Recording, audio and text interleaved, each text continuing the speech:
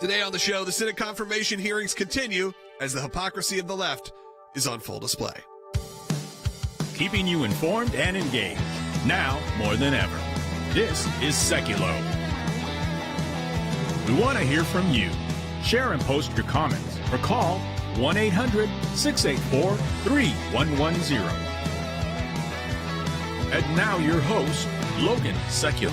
Welcome to Sekulow. I did want to give you a quick update. We are following Marco Rubio's confirmation hearing and Pam Bondi's confirmation hearing, but this is just coming out this very minute. So if you're watching live at noon Eastern, Israel and Hamas have reached a ceasefire deal, in theory, to end the 15-month plus war in Gaza.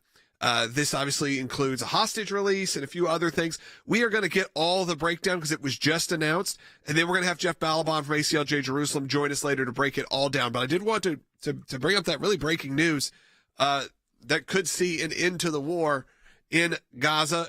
Whether it's a good deal or a bad deal, that's yet to be seen. Whether Hamas sticks to the ceasefire, that is also something to watch. But, Will, what's going on in this country right now? We have, again, Pam Bondi and Marco Rubio up right now going through their Senate confirmation hearings. We have really you see Pam Bondi taking more center stage today because the thought process is Marco Rubio kind of going to sail through, colleague of a lot of these people, very trusted. He'll probably be fine. Pam Bondi, maybe a little more scrutiny specifically after the whole Matt Gaetz debacle. But one thing that I brought up to you, and I said, hey, I'm not afraid to ask sort of the stupid questions, if you will. I'm not afraid to ask the everyman question, which is these hearings are happening at the same time. How does that work? Who's in that room? Because doesn't the Senate have to vote completely to confirm these nominees? And you kind of said, oh, that's actually something we should bring up on the air because maybe you haven't followed these hearings as much in previous administrations than we're getting today. That's right. And so the way this works is that the hearings are before specific committees within the Senate. So Pam Bondi, who's being interviewed right now, if you will, testifying before the Senate Judiciary Committee, because their oversight focus is on the Department of Justice and the other law enforcement activities of the United States. While Marco Rubio, as Secretary of State, his hearing is before the Senate Foreign Relations Committee. There's also Kristi Noem has a hearing that's going on right now. John Ratcliffe, who is up for CIA in front of the Senate Intelligence Committee. So they're able to multitask, if you will, just based off of the delineation of where the committees are. However, you will notice some senators have carryover. So some will be earlier in a committee of one and then leave and run over to the other. I think Senator Coons was in the Judiciary Committee earlier, and then later I saw him on the Senate Foreign Relations asking Marco Rubio a question. So some of the same senators will pop up as they have to move between hearing rooms.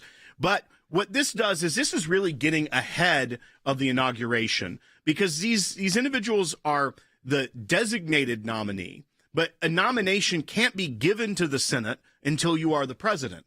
So they already know who it is. Obviously, it's been said, so they can start planning these hearings and hold these hearings so that when President Trump is inaugurated and transmits those nominations to the Senate, they're all ready to go. They have to first be voted out of committee. So the committee has to say, we give our blessing to move this on to the full Senate for a vote for confirmation, where then the Senate will indeed vote to confirm, of which the Republicans hold that majority. So most of these should have a decent path through. Obviously, Pete Hegseth yesterday seemed to win over some of the holdouts like Joni Ernst that had been very skeptical initially of him.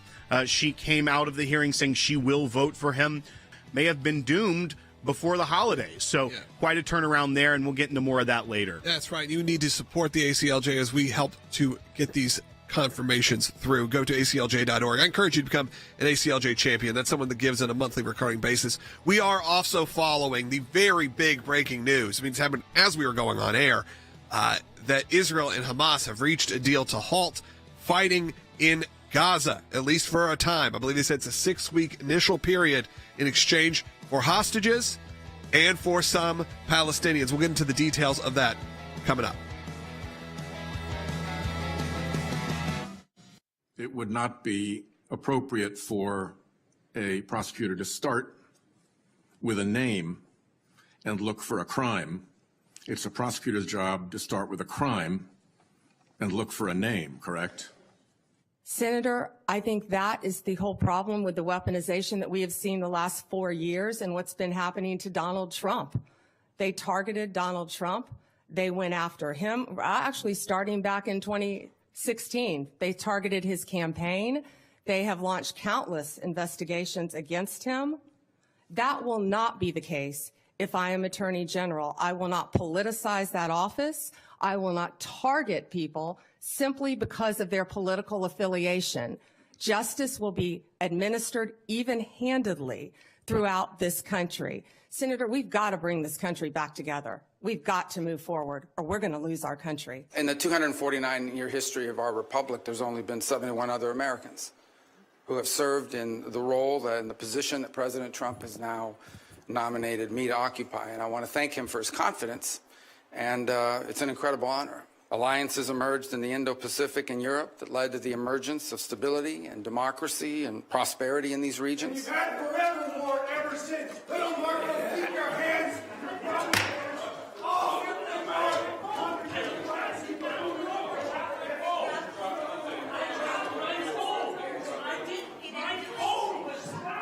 Other nations continue to act the way countries always have.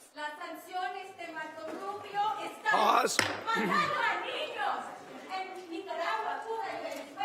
Back to order. I get bilingual protests, which is, I think, is an entry cool. As you know, that's a first here for us, at least in recent times. All right.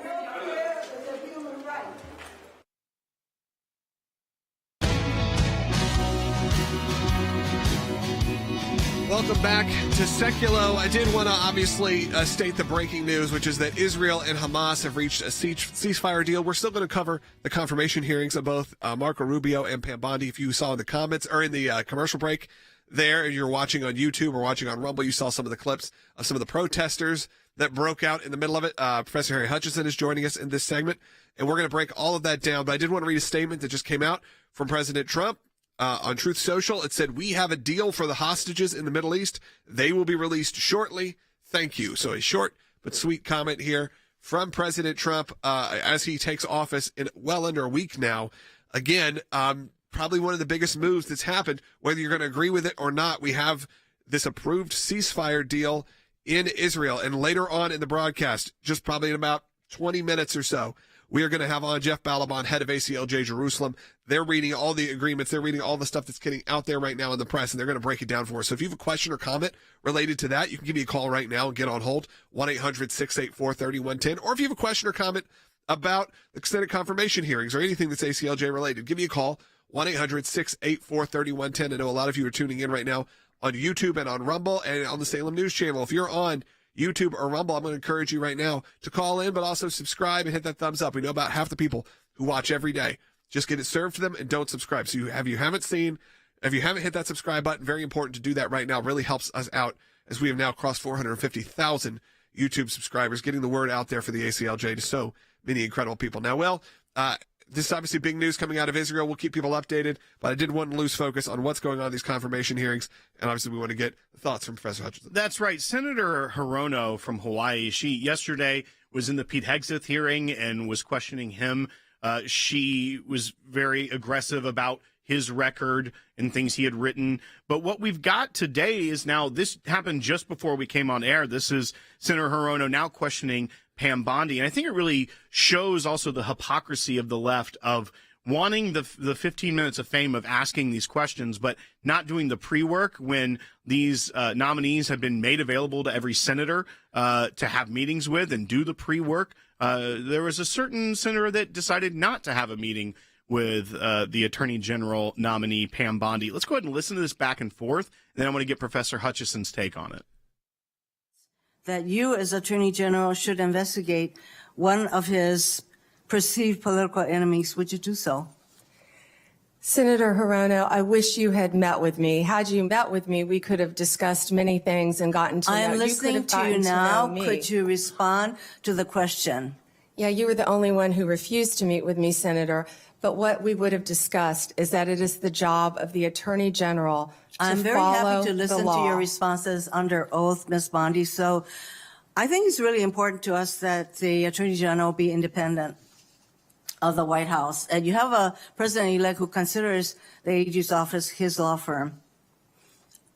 I would like to know whether if the president suggests, hints, asks that you as Attorney General should investigate one of his perceived enemies. Senator, I do? certainly have not heard the president say that. But what I will tell you is 2/3 of Americans have lost faith in the Department of Justice. And it's statements like that, I believe, Ms. that make Bondi. people continue to lose faith. If I am confirmed as Attorney General, it will be my job Getting to on not to my only next keep question, Americans you're not safe, responding. but restore integrity to that department. Why don't we and that's move what on I to plan something on that doing you said? every single day as Attorney General. On So, Professor Hutchison, obviously the rich irony of the left pointing this out as we've watched 4 years of politicized prosecutions from the Department of Justice. We even heard that in recent interviews that President Biden was angered and upset by Merrick Garland for not going after Trump aggressively enough. We know the dual hand of justice that was given to the president's son, as well as the aggressive nature of which the FBI and the Department of Justice would go after peaceful pro-life protesters or parents at school board meetings. But yet they make it seem as though the end of the Department of Justice is about to begin because of what they perceive that President Trump wants the DOJ to do, when in reality, the next Attorney General will have a big mess to clean up from what the previous administration did as far as political prosecutions. I think that's precisely correct. And so I think it's clear that delusional Democrats are afraid that Donald Trump and his administration, his nominees, particularly for Attorney General, will act just like the Democrats have acted for the last 4 years. The Democrats have targeted virtually every political enemy that they could find based on charges that do not have any basis in either law or facts. And so now Senator Hirono, who is perhaps the leading intellectual light in the Democratic Party, she is arguing that Pam Bondi will actually enforce the law and go after individuals who've engaged in criminal misconduct. If those individuals happen to be Democrats, of course Pam Bondi should go after them.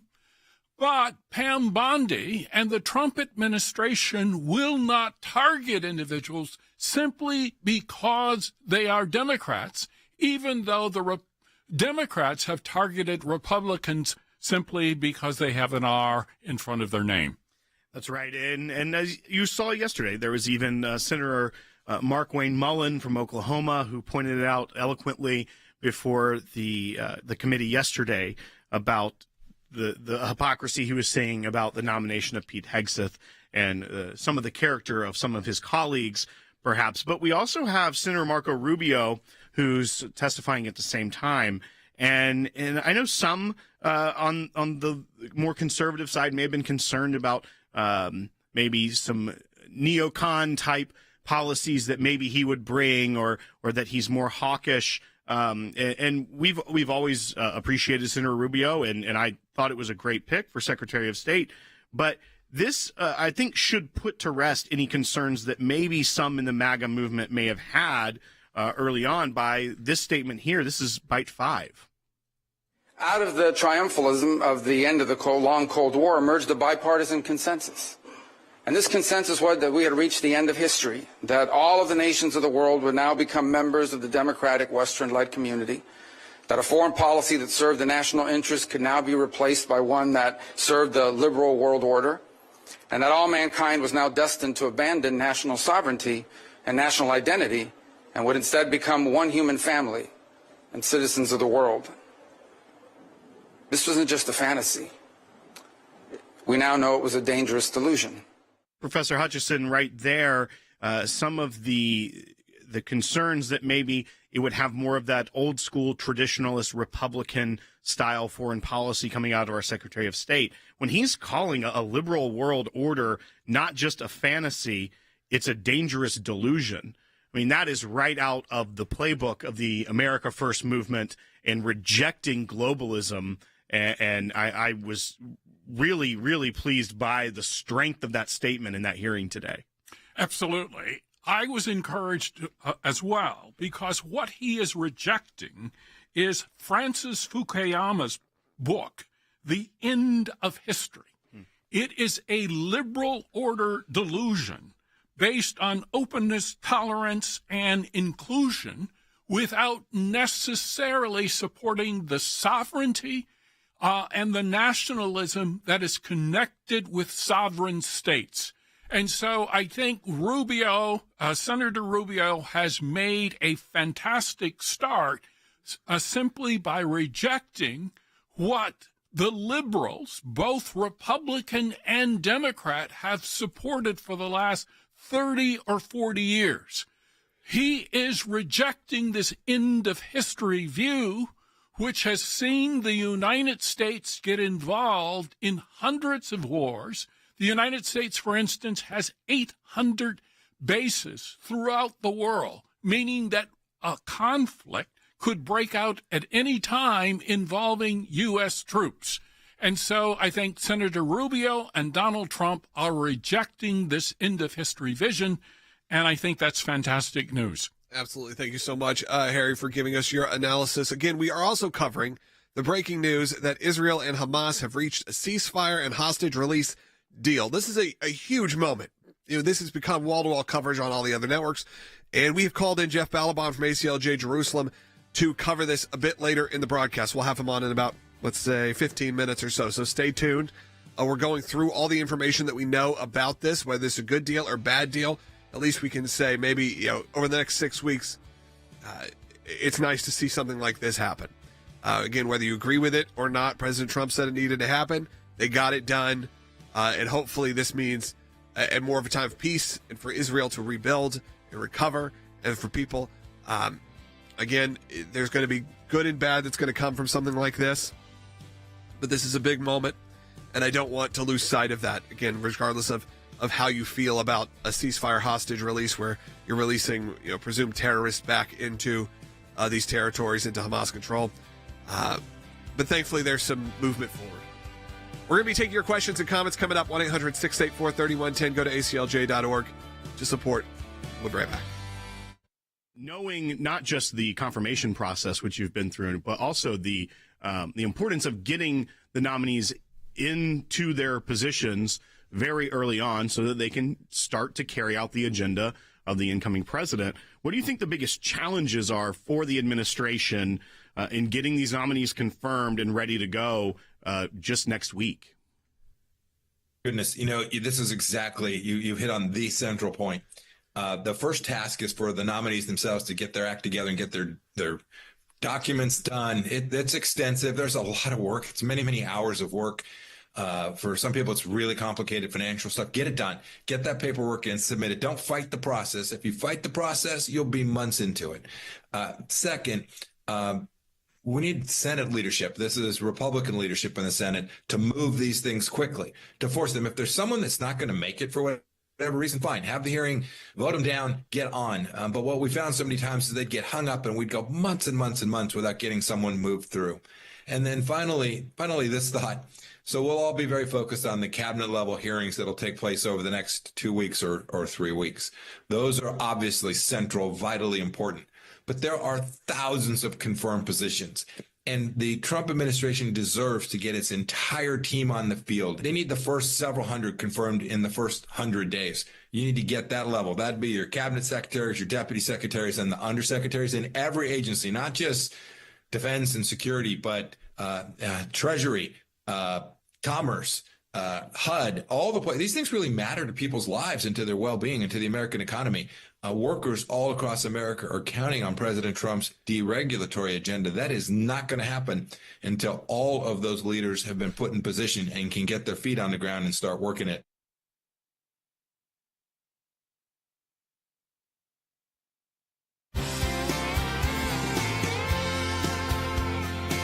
to Sekulow. Cece Hiles joining us, senior counsel here at the ACLJ, to discuss, again, the Senate confirmation hearings that are happening right now and some of the work that we've done internationally and how it all kind of connects. And, of course, we are covering the big breaking news, as you see probably across your phone or wherever you're watching the news.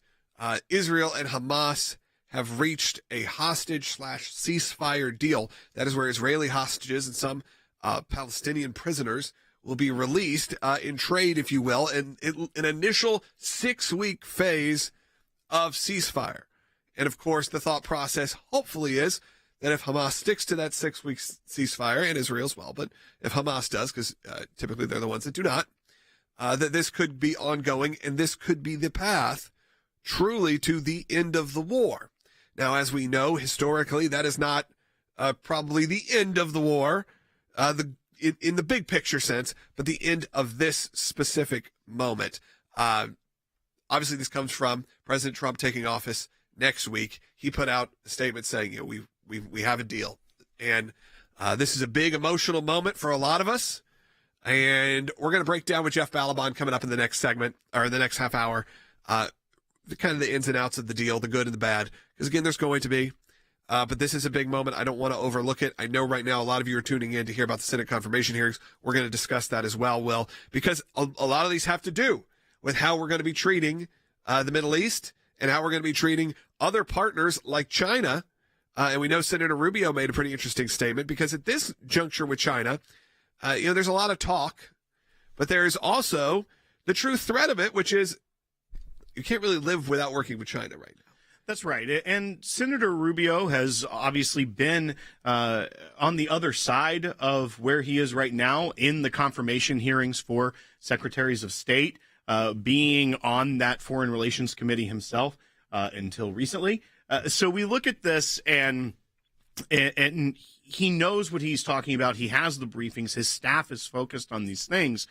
And we even know that he sometimes, more than other Republican senators for sure, is thinking about the big picture in the next big thing that we should be concerned about, such as even the unidentified aerial phenomenon, UAPs. Yeah, he was one of the first senators that said, we really need to be looking at this and understanding what's going on. Yeah, so, one of my favorite statements he ever made about that was, we better hope that it's aliens, because if it's not, then we have foreign governments who have a lot higher technology than we could imagine. And of course, then we saw the spy balloons and all of that whole moment happen. So I do want to say he's been very good at those kind of interactions. And so let's go ahead and play this clip. This is bite 10 from Senator Rubio before his confirmation hearing to be the next Secretary of State on this threat of China.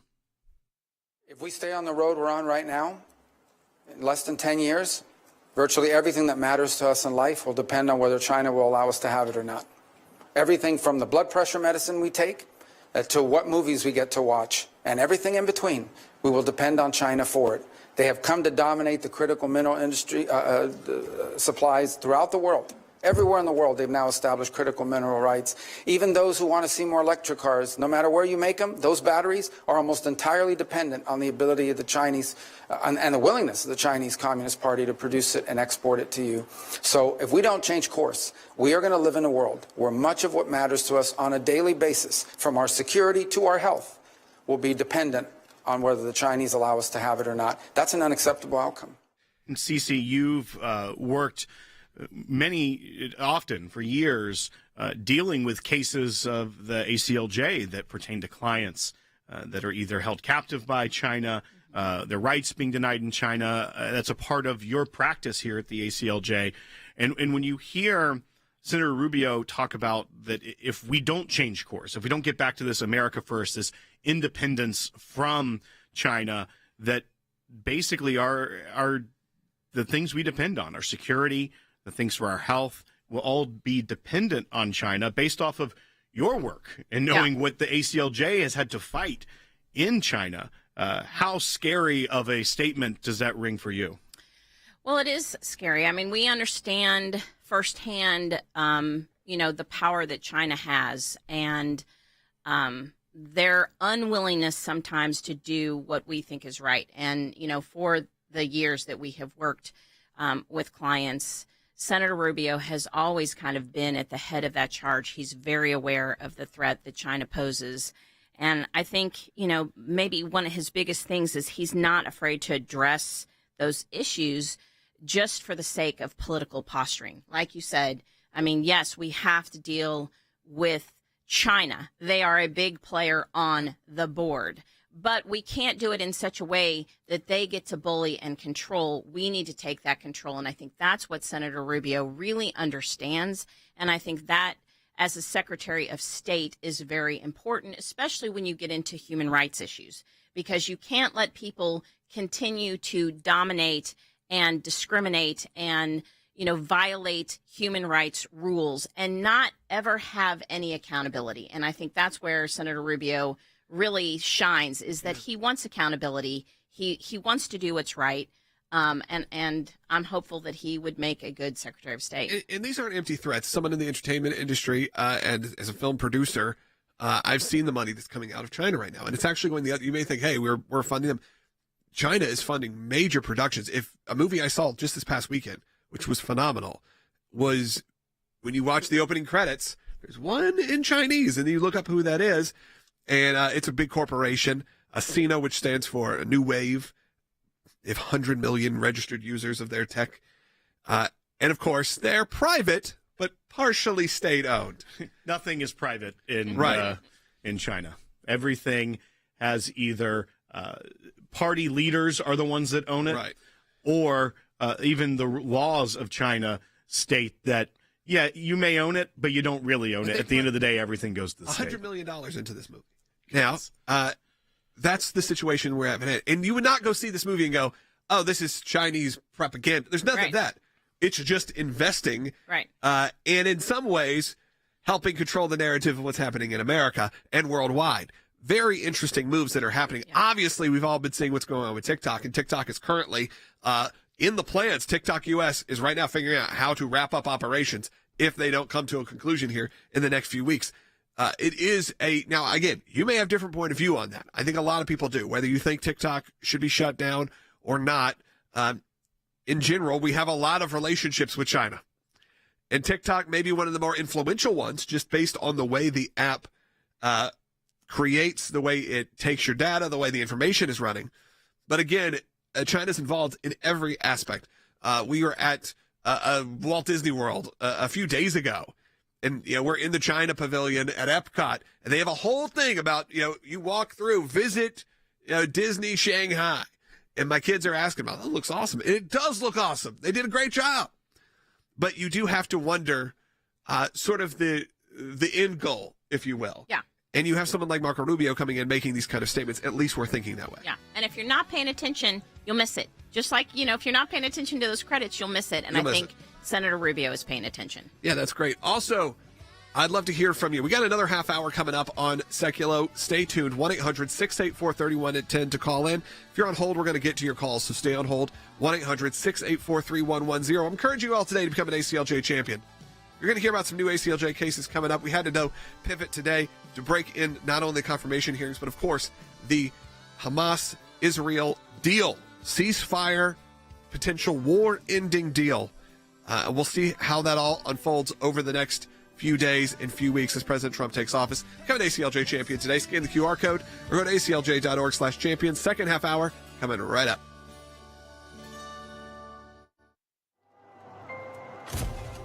Some people think champions are born, that it's a title that requires something only a handful can ever possess. There are times in our lives that we are called, every one of us, to step up and serve a cause greater than ourselves. Even when the loudest voices in the room say it's wrong, that it can't be done. It can be a difficult stand, but it's one any of us can make, including you. You can be the change. You can make that difference. You can be a champion. We cannot do what we do without you. By becoming a monthly donor, you can become a champion of life. A champion of liberty, a champion of freedom. Please join us. Become an ACLJ champion today.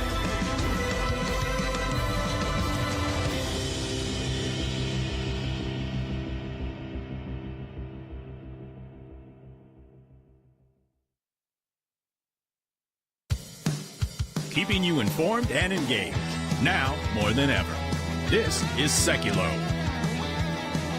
And now your host, Logan Sekulow. Welcome back to Sekulow. We're going to take your calls at 1-800-684-3110 live, covering of the Israel-Hamas ceasefire deal, potentially war-ending deal that's happening. We're going to cover all the details of that with Jeff Balaban in the next segment. He's the head of ACLJ Jerusalem. That's why it's important to have people on the ground. But let's go ahead and take a phone call related to that matter. Michael's calling in Florida, watching on YouTube, which we appreciate. If you're also watching on YouTube, hit that subscribe button. I know it sounds ridiculous and I sound like, a YouTuber teenager doing it, but it really helps get people to see and to hear about these important topics that you're not going to find anywhere else. Michael, you're on the air.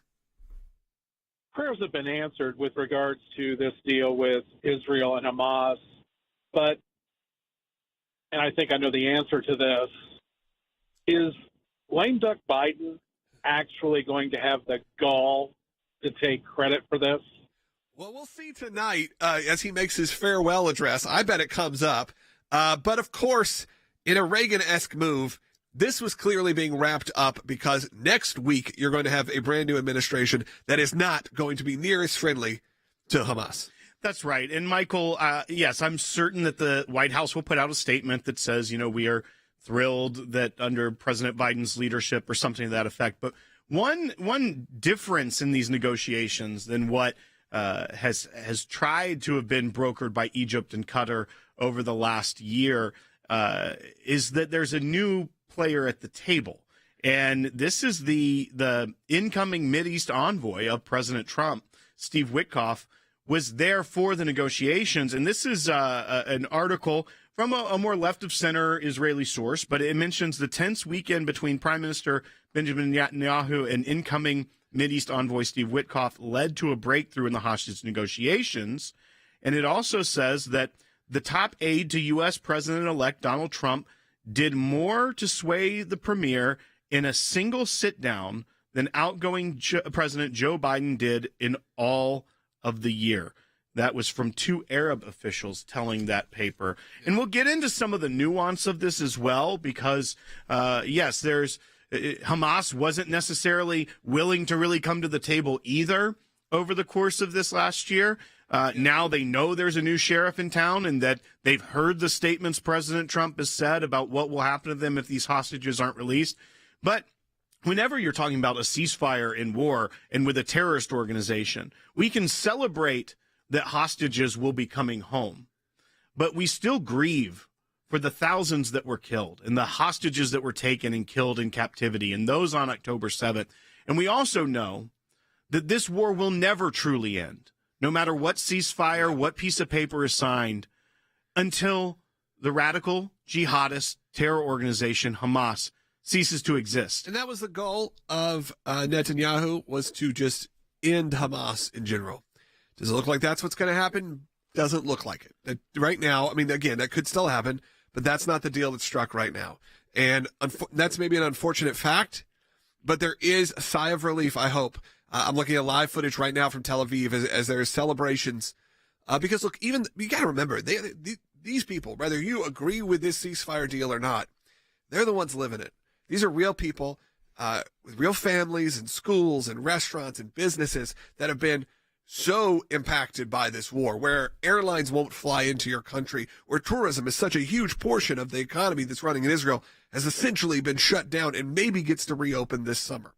And that would be a big moment for a lot of people to be able to return back to Israel, as so many trips were canceled, delayed, as we saw, obviously, this real war. Remember, this was real wartime, on the ground.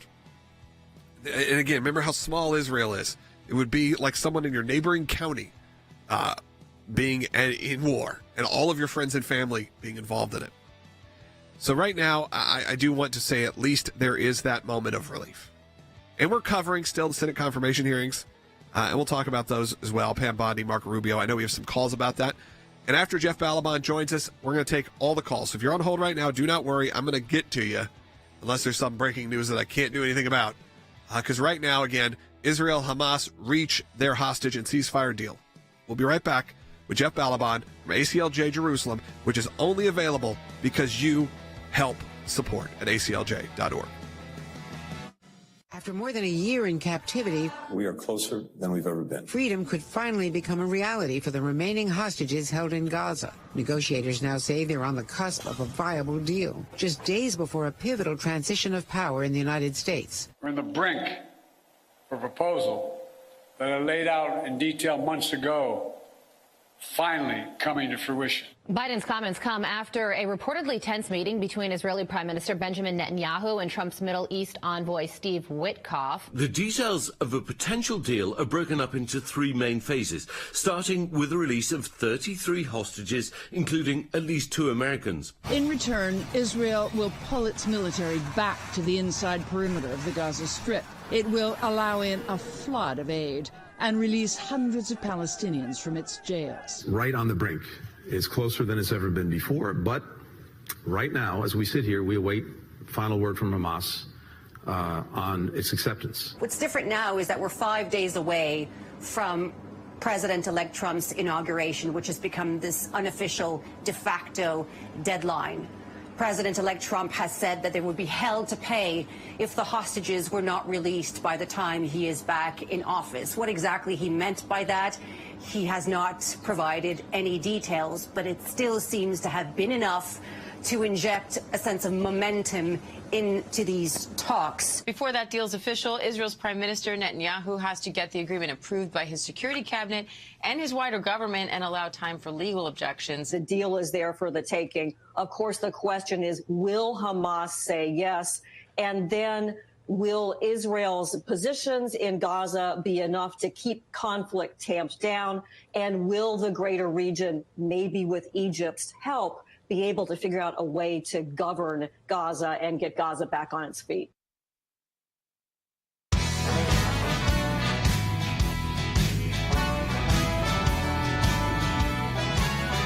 Welcome back to Sekulow. We are now joined by head of ACLJ Jerusalem, Jeff Balaban, who was on the broadcast yesterday, and there was rumors of this, and now it has been announced it's happening. Now, we don't have the exact details. A lot of these are just speculation or really leaked information, if you will, as it has been at least announced that Israel and Hamas have reached a deal, a ceasefire deal, a hostage deal. There's a lot of facts we got to go over. And look, I know that there's going to be mixed reaction from a lot of people, Jeff, because sometimes it feels like these ceasefire deals certainly more favor Hamas in this situation. However, I'm looking at the streets right now in Tel Aviv, live coverage, and there's celebrations happening in the streets because no one wants wartime in their country. People want to be able to return back to normal life in some ways. They want to be able to bring tourists back to Israel in a way that's, dramatic. And they want to be able to bring all the flights back and everything to return to some sense of normalcy. But as someone who is so deeply involved in this, I obviously wanted to hear from you, your thoughts on this, and we'll go down some of the details that we expect to be coming. Sure. Well, I think that the reaction that you're seeing has less to do with an end of a war and more to do with the return of hostages. And I don't know that this war is going to end anytime soon.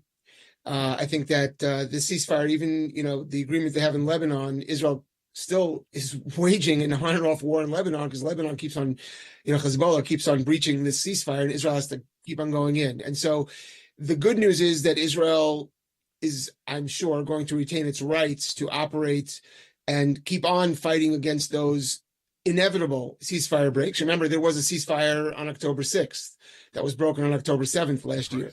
And so we're dealing with terrorist organizations. Obviously, they're not to be trusted at all. Their highest morality is murdering Israelis and Jews. Now, what we are hearing, though, is, and again, it's, as usual, when Israel makes these deals, they get back one living or dead citizen for dozens of actual terrorists, barbaric jihadist terrorists. And those are the same people who launched this last attack on October 7th. And so, what's happening here is that Donald Trump is coming in and the entire calculus changes for the bad guys. And when I say the bad guys, not just talking about Hamas, not just talking about Hezbollah, but we're talking about Iran, who has been funding this up, has been leading the charge here. And what I think there's hope for, this is not, I'm talking about what's going on in the streets. In the streets, I think is genuine rejoicing at the possibility of seeing some hostages come home alive and not as much rejoicing, but even getting the bodies of the dead ones and getting clarity. But is the hopes that that this leaves open the possibility for real regime change in Iran, for taking out Iran's nuclear ambitions once and for all times, and that all things hopefully will be left on the table for Israel with a true ally in the White House. Absolutely. And some of the deal points that have come out, at least allegedly, and these are again speculation, but they're expected, is a 6-week pause on the fighting in Gaza. And then hopefully, if that stays true, which again, as you said, is sad to say, but feels unlikely, but let's say it is, then there will be a talks of another phase that could lead to an end of the war entirely. And that's expected to begin negotiations during that 6-week time. Phased release of hostages and Palestinian prisoners. Hamas will release 33 hostages. Israel will free hundreds, as you said, of Palestinian prisoners. And I wanted to bring that up, Jeff, because people may see that and go, well, why would Israel do this? And I think what's important to look at is, look, it doesn't feel like a fair deal. Obviously not. It's not going to be a fair deal in terms of negotiating with a terrorist organization. But at least you have 33, like you said, alive or dead, sadly, hostages. And I know that is such a important thing that if you follow anyone on social media that's really engaged, it's every day posting about these hostages still. So I'm sure the pressure was on as well to get something done. Yeah, look, again, every life is precious. The problem is when you make the rational calculus, is the result of this that the bad guys have now been incentivized to take hostages again. Well, that happens all the time. And therefore, the follow-up to this is more important, which is to say both the violent follow-up, which is to say there will be, I have no doubts, more conflict, but also the peaceful follow-up, which is to say the broader revisiting of the Abraham Accords and the blooming of the Abraham Accords. And part of that is, and the reason that was successful is because it set aside just the lie that Israel is occupying somebody else's territory and the lie that there needs to be some kind of a, quote, Palestinian, unquote, state. No, there doesn't. And Israel's very clear that there doesn't. And this has been pushed by the left and pushed by people who want to see Israel's destruction. And that's not happening in the White House now, we hope. And if Israel remains firm, so we'll see simultaneously, it wasn't that long ago. It was just a few years ago, we saw peace breaking out and normalization breaking out with countries that had opposed Israel from the beginning. And so hopefully we'll see more of that in a positive way. The other thing we'll see is they're saying, again, being reported that among the first tranche of hostages coming out are the Americans still held hostage. And again, it's another symbol of a change of administration. Now, would we like to see all of the hostages out at once? Yes, we would. But again, we have an American president who puts America's interest first. Its allies are important, but the fact that we finally have American hostages being released, hopefully as part of this, is also another sign that there's a new sheriff in town, and that makes a difference to these negotiations. And Jeff, one thing also that I think we should reiterate to the audience is that while on paper and in the reports that come out, normally who's the first to get these reports? It's always Reuters, which you can take what they say as far as their bias towards Israel as far as you can carry it. But the big deal here for me is that when they report that the talks on another deal to end the war entirely would be in the next phase, that's we know factually false. Because while this battle that started from October 7th to today is not the war. The war will continue as long as there is a radical jihadist group named Hamas or Palestinian Islamic Jihad that operates with their sole purpose to destroy the state of Israel and commit genocide against the Jewish people that have their homeland there. And so no matter what, if there's a bow on this offensive, it will never be over until what we hope happens, as Pete Hegseth said during his confirmation hearing yesterday, he supports Israel destroying and killing every last member of Hamas. And in reality, that's the hope I see in all of this, is that the next Secretary of Defense isn't afraid to say something like that. And hopefully we can see an end to this war. But this war isn't Hamas and Israel. This war is thousands of years old of those that hate Jews and want to see their destruction. And it will not end because that is what history has. That's exactly right. It all comes down to it. God tells Abraham, those that bless you will be blessed, and those that curse you will be cursed. And the truth is, from the beginning of time, from the beginning of the Jewish people, from the time of Abraham till today, there have been those who simply oppose us for our very existence, and rarely there are those who stand with us. And thank God, ACLJ obviously, and the people who support ACLJ for standing with the Jewish people and the state of Israel. Thank God we now have people coming into power in the Trump administration who stand with the Jewish people, who understand that America was founded on ideals found in the Bible that came through the Jewish people, that understand Judeo-Christian is a true concept. And then there are the enemies. And remember, Donald Trump said not that long ago, he said that the United States of America and Israel represent the pinnacle of Western civilization. He said that's what these people hate and why they want to destroy it. We are in this war together. Israel just happens to be on the front lines. I also hope that we will be able to use Israel's sad and tragic knowledge of how to deal with jihadis, because we know we have them in our borders here, because we haven't had real borders. And so we have a lot to gain right now from Israel's help. And hopefully this exchange will be in a positive way, because it really has not been for the last few years. It's been really hostile, and Israel is suffering from it. Yeah, I encourage everyone to pray for Israel, pray for the Jewish people, talk to your Jewish friends and family in your life. Look, my son is 12. He'll be 13 next year. We've started talking about his bar mitzvah, what that looks like. And I have to say, it's a different time to tell the Jewish story. He's living through a very different time than I did, at this point, 30 years ago, when I had my bar mitzvah in Israel, in fact. And, it was a very celebratory time. Now there's some hard truths that have always been there, but then there's hard realities that are happening in real time. And what I'm hoping is that this ceasefire deal does turn into something, as Jeff said. We can always hope that. We can always pray for that. The war doesn't end, but maybe we'll see some peace return back to Israel. Jeff, thank you for joining us. I really do appreciate it. I'm going to take your calls coming up in the next segment, and we got a bunch of people on hold. Ronald, Robert, Don, Greg. Give me a call. Also, we got two lines open, 1-800-684-3110. I'd love to hear from you. We'll talk about Israel. We'll talk about the confirmation hearings. We'll talk about President Trump taking office in a week, what that looks like. All your questions or comments can be answered. 1-800-684-3110. And again, we are trying to help get the confirmation of President Trump's national security team, specifically for reasons like this, when this moment happens. And we've mobilized our global affairs team on Capitol Hill. We need you to stand with us. Sign our petition right now. ACLJ.org/sign, SIGN, or scan the QR code if you're watching on Salem News Channel or on YouTube or on Rumble. But it's not just the nominees.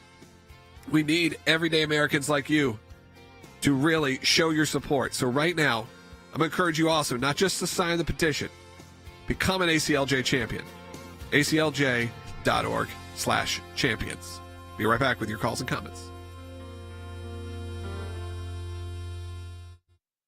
This new year starting in tragedy. At least 15 dead and dozens injured after police say a man intentionally plowed his car into a crowd in the busy French Quarter of New Orleans on Bourbon Street. Biden's weak national security apparatus led to 2 deadly terrorist attacks on New Year's Day. We knew with the Biden administration, if you just gave it time, full term now, that you would see these returns happen. Biden's FBI has been wrong-headedly focused on prosecuting Trump and placing spies in supposed radical traditionalist Christian churches. We have to get the FBI and all of our other intel agencies thinking a different way, which is that it's not homegrown extremist white groups that are the number one threat. I do not want to continue to see a rise of politically connected Islamic terror again in the United States of America, which means we have got to get the president's team confirmed. It is vitally important that the Senate quickly confirm President Trump's national security team, including our very own colleague, Tulsi Gabbard, as DNI. We're in court battling FOIA lawsuits against the DOD, DOJ, FBI, and NSA over misplaced priorities that endanger America. Our Government Affairs Office is mobilizing on Capitol Hill, but we must act quickly. Biden's deep state will be running all these agencies long after President Trump takes office, unless we get his national security team confirmed quickly. Take urgent action with us and join our demand letter to the Senate to quickly confirm Trump's national security team. The safety and security of our constitutional republic depend on it.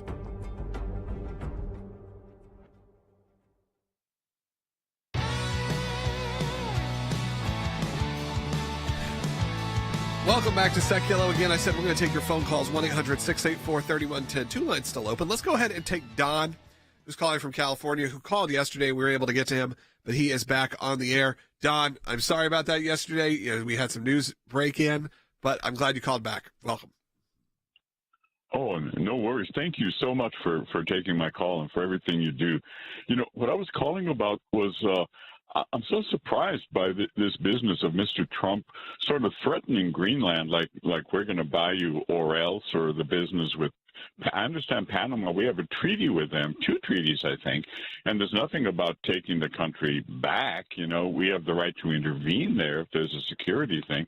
And then with Canada saying we're going to make you the 51st state, it all seems so surprising because we haven't done anything like that since Alaska or the Louisiana Purchase, like way back centuries ago. This is like the modern era. How do you even buy a country? What would it cost? And why do we even need to buy it? They're already allies. They're allies with us. It seems to me that there's better ways to do it, and it just doesn't seem right. Mr. Trump was always sort of an isolationist, and now it's acting like an arch-imperialist.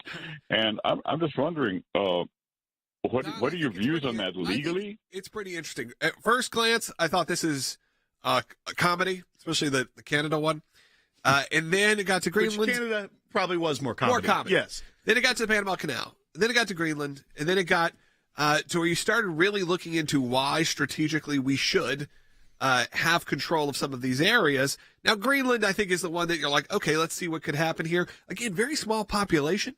Not very many people in the entire country. It's only about 50,000 people live in the entire country of Greenland. Yeah, I mean, more people went to the New Year's Eve celebration here in Nashville than live in that entire country. So you could, in theory, not hostily, but there are ways that you can take control of a country. There negotiations can be had. And I think that's more what you're seeing also here, Don, is some of these areas like the Panama Canal or even Canada, is that these, by saying, hey, we're going to take over, somewhat, this is a negotiation tactic to make sure that our security interests are happening. Panama Canal, obviously, a huge area for import-export coming through the Panama Canal.